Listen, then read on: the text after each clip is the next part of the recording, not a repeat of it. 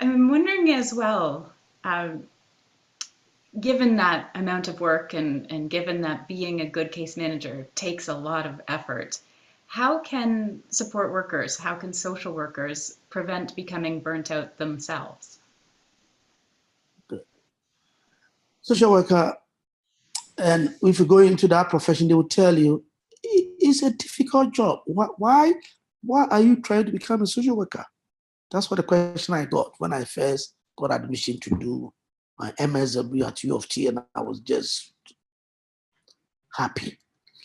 But my friend, a white Canadian friend, David, are you crazy? I said, why? You going into that job? It's a very hard work, very stressful job. And so when people hear this, they tend to drift away. They don't, I say. And I will tell my students that we are a kind of professionals. We call ourselves helping professionals.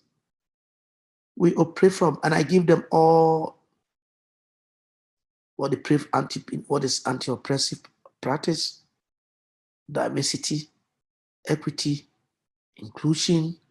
You bring all that in, and I tell them that respecting people, respecting others, because people from different cultures, with different values, beliefs, have come to Canada.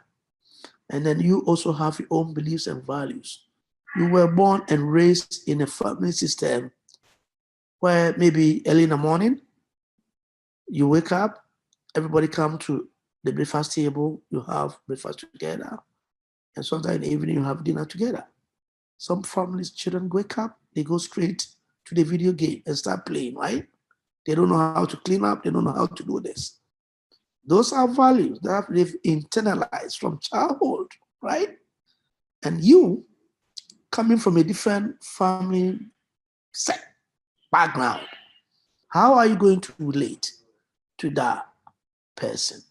A good social worker is the one that will reflect on their own location, their own social location, their own identity, their own values, their own beliefs, and then try to relate that to the client and draw the deficit gap where then use that. Okay, let me reflect on that and see how I can work with this client.